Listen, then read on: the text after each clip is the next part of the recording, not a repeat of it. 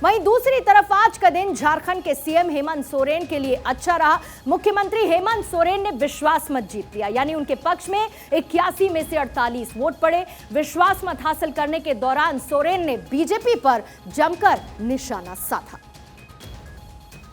सोरेन ने कहा कि जिन राज्यों में बीजेपी की सरकारें नहीं हैं, वहां वो लोकतांत्रिक तरीके से निर्वाचित सरकारों को अस्थिर करने की कोशिश कर रही है। सोरेन यही नहीं रुके, उन्होंने कहा कि बीजेपी दंगे भड़काकर देश में गृह युद्ध जैसे हालात पैदा करने की कोशिश कर रही है। आज ये ऐसी स्थिति पैदा करना चाहते हैं अध्यक्ष महोदय, ये देश दूसरे देश में क्या लड़ेगा, ये तो राज्य में ही राज्यों को लड़ाने में लगा हुआ है अध्यक्ष महोदय। वहीं दूसरी ओर विधानसभा परिसर में राज्य सरकार द्वारा पुरानी पेंशन योजना फिर से बहाल करने के लिए गए फैसले को लेकर सोरेन का जोरदार अभिनंदन किया गया।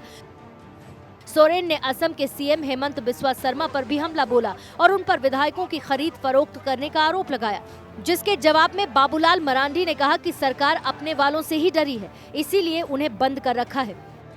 एक प्रकार से अपनों से बंधक बना करके जिसको कहते हैं, उन्होंने विश्वास था अपने लोगों प्रति, अपने सहयोगियों के प्रति जो उनको अविश्वास था, वो उन्होंने विश्वास हासिल कर रहे थे। सोरेन के विश्वास मत जीतने के बाद स्पीकर रविंद्रनाथ महतो ने सभा को अनिश्चितकाल के लिए स्थगित कर दिया। हालांकि विपक्ष में बैठी बीजेपी ने सदन से वॉकआउट कर दिया। हालांकि इतना फिलहाल तय नहीं है कि बहुमत हासिल करने के बाद सोरेन सरकार पर फिलहाल खतरा टल गया है।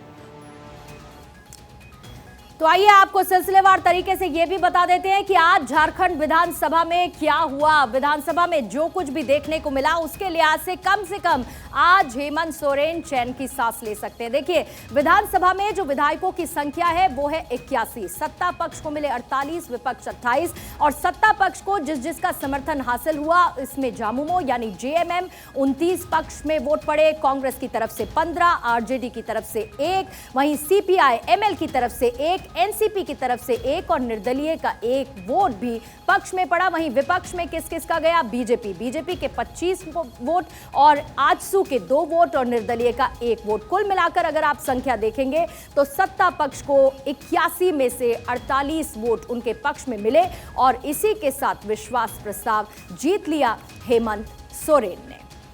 और इसी के साथ दूसरी तरफ अब झारखंड में जिस तरीके के समीकरण बनते हुए नजर आ रहे हैं उसमें कम से कम ये कहना होगा कि हेमंत सोरेन आज के लिए बच गए इस विश्वास मत को हासिल करने के साथ ही। यानी कि आपको यह भी हम बता दे रहे हैं कि कांग्रेस के 3 निलंबित विधायकों को बंगाल से बाहर जाने पर पाबंदी है, जिसकी वजह से वो सदन में मौजूद नहीं थे। बीजेपी का 1 एमएलए बीमार है और इसके साथ ही स्पीकर वोट नहीं दे सकते हैं। अब जरा आप सोरेन के राजनीतिक सफर को भी जान लीजिए। सोरेन का जो राजनीतिक सफर है वो किस तरीके का रहा, जिसकी शुरुआत 24 जून साल 2009 से हुई और 4 जनवरी 2010 तक का। देखिए, झारखंड के राज्यसभा सदस्य रहे हैं 24 जून 2009 से 4 जनवरी 2010 तक। हेमंत सोरेन साल 2010 में अर्जुन मुंडा की सरकार में उन्होंने डेप्यूटी सीएम के तौर पर अपनी जिम्मेदारी संभाली और फिर उसके बाद 13 जुलाई 2013 जहां पर पहली बार सीएम पद की शपथ ली हेमंत सोरेन ने। 23 सितंबर 2014 को चुनाव हारने के बाद उन्हें इस्तीफा देना पड़ा था। 29 दिसंबर 2019 को दूसरी बार झारखंड के सीएम के तौर पर उन्होंने पद संभाला। अब ये पूरा मामला भी आपको समझा देते हैं कि आखिर सोरेन सरकार पर संकट के बादल क्यों छाए रहे। ये पूरा मामला जब सामने आया वो तारीख थी 10 फरवरी की। झारखंड के पूर्व सीएम रघुवर दास ने सोरेन पर आरोप लगाया, सीएम रहते हुए खनन लीज लेने का मामला उठाया। उसके बाद 11 फरवरी को बीजेपी नेताओं ने राज्यपाल से सोरेन को अयोग्य ठहराने की मांग की। फिर उसके बाद 2 मई को आयोग ने सीएम को नोटिस दिया और यह पूछा कि क्यों ना आपकी विधायकी से आपको अयोग्य करार दे दिया जाए। 18 अगस्त को चुनाव आयोग ने सुनवाई पूरी करते हुए अपने फैसले को सुरक्षित रख लिया। 25 अगस्त को चुनाव आयोग का विशेष दूत बंद लिफाफे में अपना मंतव्य राजभवन को सौंप देता है। 26 अगस्त को सीएम सोरेन अपने विधायकों को एकजुट करने में जुट जाते हैं।